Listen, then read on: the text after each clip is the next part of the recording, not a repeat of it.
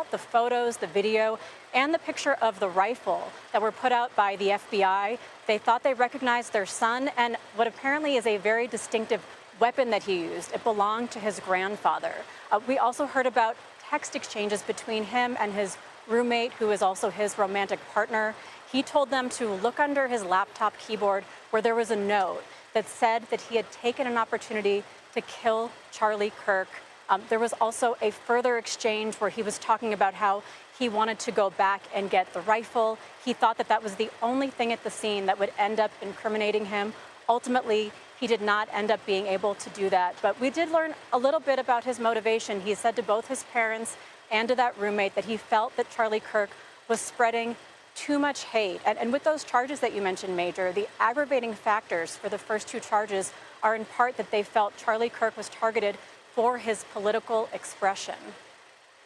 So indeed, there was more presented about, if not a clear-cut motive, something that was in the motivational direction. Was that your interpretation of what you heard today, Katrina? Yes, absolutely. I mean, everything still has to be determined in court, but we just learned a little bit more about his mindset as he was going into this, what he was thinking, what he was saying in exchanges with close family and friends. We also learned, Katrina, let me jump in because the proceeding has started. Let us go to that now, if we can. Ryan McBride, Lauren Hunt, David Sturgill, and Chris Ballard. We are the trial team on this case. I do have a few points I'd like to bring up with Your Honor. We have filed a pretrial protective order on behalf of Erica Kirk. We would ask the court to review that. It should be in your queue, Your Honor, and sign that. Thank you. I have reviewed the pretrial protective order and will be issuing this pretrial protective order in favor of Erica Kirk. Is there any other business that we need to address today, counsel? Just for the court's information, we did file just recently, within the last few minutes, a notice of intent to seek the death penalty that was filed by Utah County Attorney Jeff Gray. So that should be in the court's file. Lastly, I would just indicate to the court and to, at this point, Mr. Robinson, that we are prepared to collect all of the discovery in this matter and get that turned over to the defense as soon as possible. Rule 16 requires us to provide what we have relied on in charging the information and bringing these charges within 5 days once it's requested. So that'll be prepared to disseminate to the defense as soon as possible. Thank you, Mr. Grander. Mr. Robinson, what I also want to do is you have the right to have the charges read that you stand charged of, and I wish to read those to you at this time.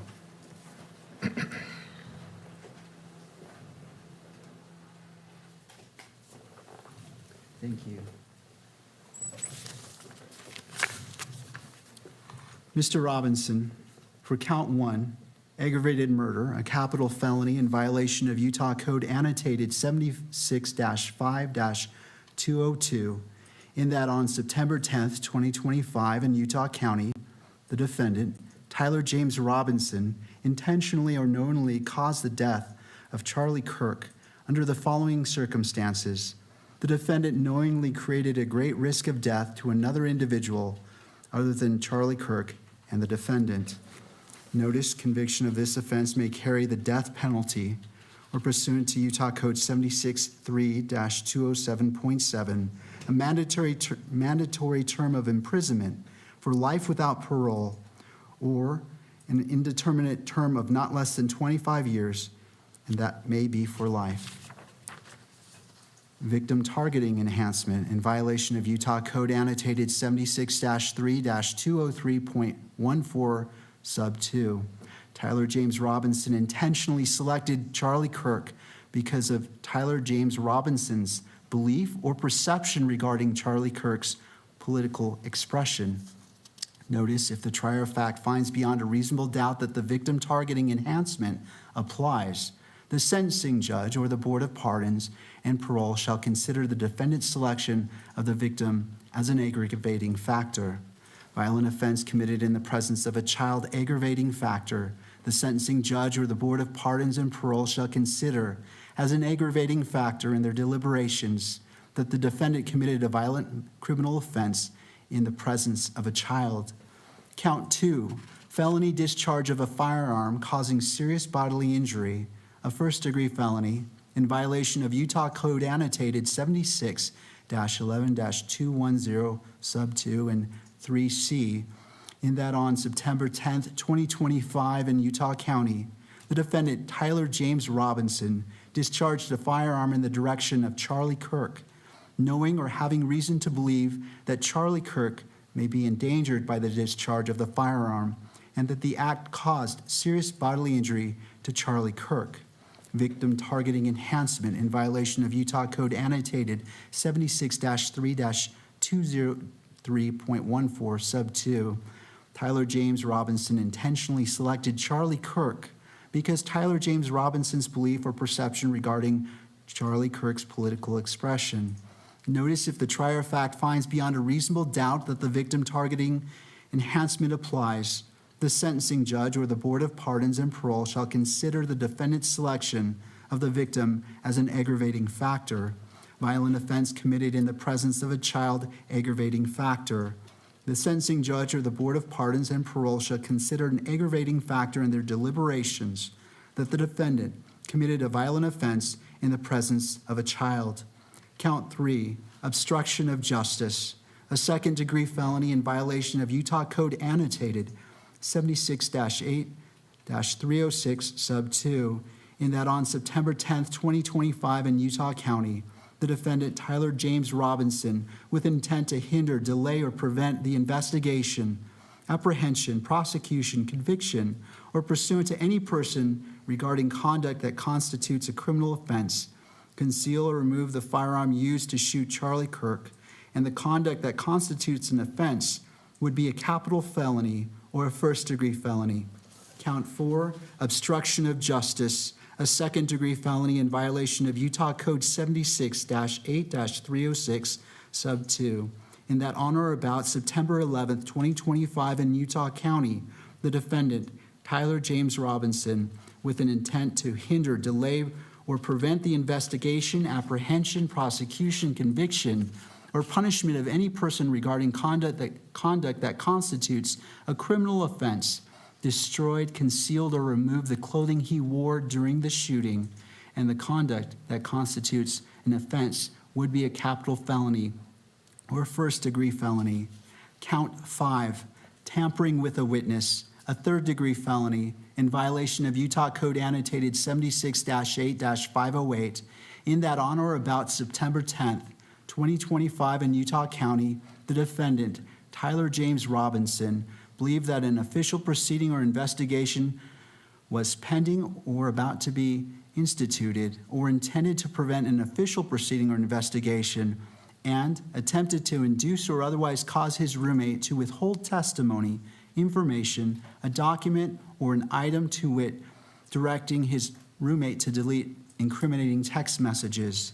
Count 6, tampering with a witness, a third-degree felony in violation of Utah Code Annotated 76-8-508, in that on or about September 11th, 2025 in Utah County, the defendant, Tyler James Robinson, believed that an official proceeding or investigation was pending or about to be instituted or intended to prevent an official proceeding or investigation, and attempted to induce or otherwise cause his roommate to withhold testimony or information, to wit, directing his roommate to stay silent if the police questioned the roommate. Count 7, violent offense committed in the presence of a child, a Class A misdemeanor in violation of Utah Code Annotated 76-3-203.10 sub 2 and 76-3-203.14 sub 3A little double I, in that on or about September 10th, 2025 in Utah County, the defendant, Tyler James Robinson, committed criminal homicide in the physical presence of a child younger than 14 years of age, with knowledge that a child was present and that may have been seen or heard the commission of the criminal homicide. Victim targeting enhancement in violation of Utah Code Annotated 76-3-203.14 sub 2, Tyler James Robinson intentionally selected Charlie Kirk because of Tyler James Robinson's belief or perception regarding Charlie Kirk's political expression. That concludes reading the information. Mr. Robinson, this case is set for September 29th at 10 a.m. It will be a waiver hearing, and I will be the judge assigned to this case. And Mr. Robinson, I invite you to join us at that time. Is there anything further, counsel? No, Your Honor, we'll have counsel appointed by then. Thank you. Mr. Gurander, anything further? One item, just for clarification, Your Honor, the hearing on the 29th, is that in person or WebEx? Thank you. That is a great question. It will be via WebEx. Okay. Thank you, Judge. All right. I want to thank all parties for being here, and this concludes this hearing at this time. Court is in recess. That concludes the hearing in the 4th Judicial District, Provo District Court. Tony F. Graff Jr., judge presiding. You heard the charges. They need to be read out. Procedure matters in all criminal cases, and specifically in one of heightened national, potentially global interest, such as this one. A couple of other notes to put together also, which we will try to do with our panel and with Katrina Kaufman, who is outside the courthouse. There was a protective order filed by Erica Kirk, that is the widow of Charlie Kirk. That was approved by the judge. Also, the state made clear vocally that it will seek the death penalty if, in fact, Tyler Robinson is found guilty of the aggravated murder charge you heard outlined by the judge, and that in several of the charges mentioned, there was an aggravating factor, that of political targeting and or motive in those charges. That was outlined by the state. That will, of course, have to be proven before a jury and evidence presented sufficient to cross over the barrier of a reasonable doubt. That is to say, it was clear to the jury that there was something political about this assassination, but the state has so alleged. I want to bring in our CBS News Justice correspondent, Scott McFarland, and former federal prosecutor Scott Frederickson, who joined me now at the table. Scott Frederickson, I want to start with you. Based on what you heard and what the prosecutors outlined in its briefing to the reporters in Utah earlier today, what are your takeaways? Well, first, I think we see an overwhelmingly strong case. Even though there's no eyewitness testimony, the fact is eyewitness testimony is often, sometimes, the most vulnerable kinds of evidence. Instead, they have here what we seem to have is 3 separate admissions, once with his roommate or romantic interest, a second time with his chat group on Discord, and third, it looks like also, impliedly so, with his parents. So there's no stronger evidence in front of a jury than a defendant admitting that to other third parties. On top of that, we have very strong physical evidence compiled by the government so far. You've got DNA evidence. You've got the rifle that seems to be associated with him through a gift from his parents, his grandfather's rifle. So a really overwhelming case. And then a second point I'd say, I'm impressed with the Utah County Prosecutor's Office so far. They really are on top of this. They indicated they're ready to go right now. They're going to turn over discovery. They're ready to do that in 5 days. That's fast. The Utah County Attorney was very professional in the way he outlined the charges and evidence in a way not to prejudice the trial. That was impressive as well. So that's and reporters were pressing the prosecutor, Jeffrey Gray, to go in lots of areas, and he said, I'm just not going to go there. I'm going to present the evidence that we have, and the charges align with the evidence we have, and everything else, stay tuned. If there is anything more, we'll communicate it to you. Scott, what did the absence today, before this proceeding, but at the briefing that Jeffrey Gray had with reporters, the lack of a presence of a U.S. attorney, does this appear to you right now to be a state-led prosecution with the federal government assisting but not probably charging? Clearly, this seems to be a state prosecution. No doubt the Department of Justice is searching for any potential basis to bring this case in federal court. But the fact that there was no U.S. attorney here and obviously no federal charges is strong evidence. They just haven't found it.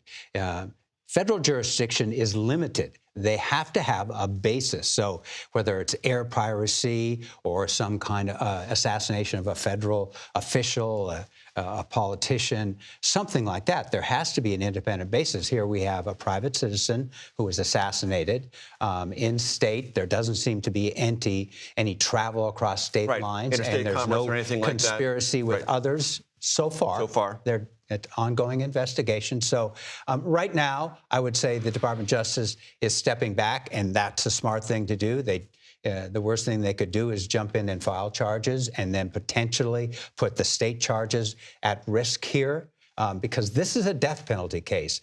And that means that the courts will be looking closely at everything that's done in the case to make sure this defendant gets a fair trial, and if convicted, gets a fair trial on whether he will be put to death. Scott McFarlane, your impressions? We'll start off with really what is a difficult to read charging document. Some of those text messages are vivid in their allegations and in their color. You can see these messages exchanged between a person and his roommate, allegedly with the roommate questioning, when did you start planning this? Did you do this alone? Those types of things are remarkably visceral to read, but I also was struck by the allegations in the charging document in which you have a mother and a father asking each other, did you see this? Does this look like our son? Think about that from a broader vantage point. What an anguishing conversation that must have been. What an anguishing human drama that had to have been within that family structure. It's hard to escape that, no matter the notoriety of the case or the horror of the allegations. That is quite a picture that is painted in this charging document. Is this what they would call a speaking indictment, where they kind of lay out more of the case than they needed to? This is information, so it's not an indictment. Not an indictment yet. Yeah. It's not technically a speaking indictment, although it has all the allegations in there. We will see more of that if the case it'll go next to essentially the preliminary hearing, where the judge will determine whether there's probable cause. The Utah State Attorney will put on maybe one witness, minimal witnesses, to establish that, and then the case goes forward. But yeah, this is interesting because we're all used to a grand jury here, and not here. This is the prosecutor laying that out in the 7 charges and speaking only about what the evidence shows. And Scott, based on your understanding, and if you don't have it, that's fine. I'm just curious about it. The aggravating factor dimension of this, meaning you have underlying charges, but they can be prosecuted with aggravation if there is something that you could present to the jury that denotes some sort of political animosity. On those first 2 charges, the aggravated murder and the felonious use of a gun, those were the aggravating factors were specified by the state local prosecutor as relevant.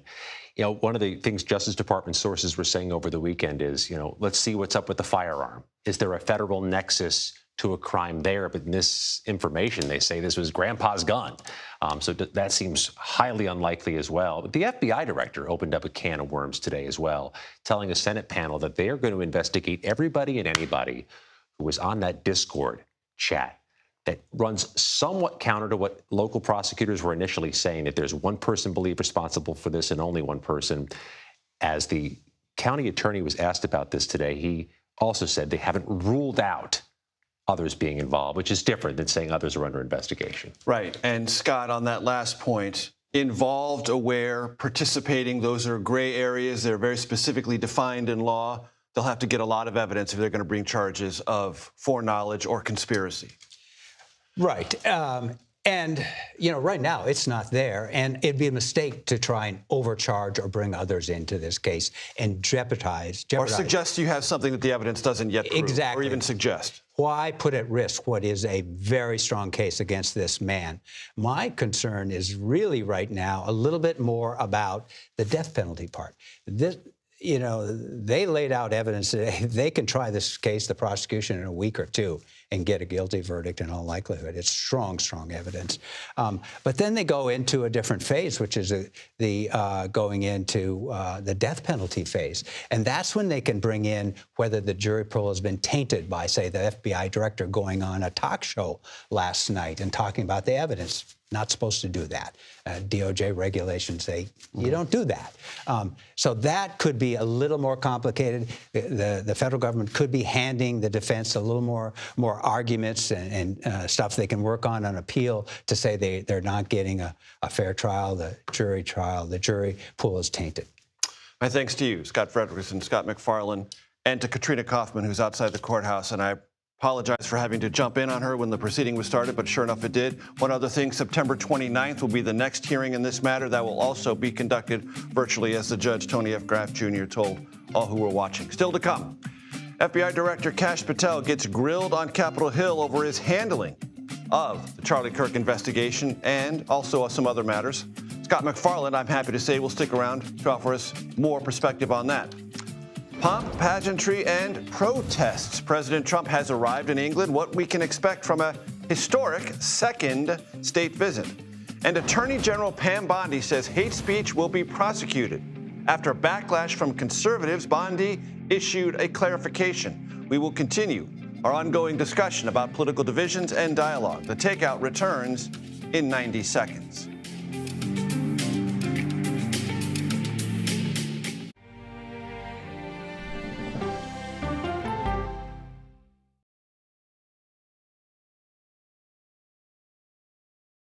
Okay, so let's just start at the beginning. Well, let me start with this. What is at stake here? What is the answer then? Do you know why? You want me to just keep going? Is that a good thing or a bad thing? Were there death threats? How is this possible? What's wrong with that argument? Are you saying they lied? Have you told the government that? Why won't you say the word crisis? You're not answering my question. This really Is that scary? Does that make sense? What do you mean? What does that mean in Did any of that make sense?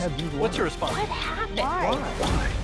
It's time for the CBS News Original 60 Minutes, Sunday on CBS and streaming on Paramount Plus. There is no more room in our city. New York City is receiving record numbers of migrants.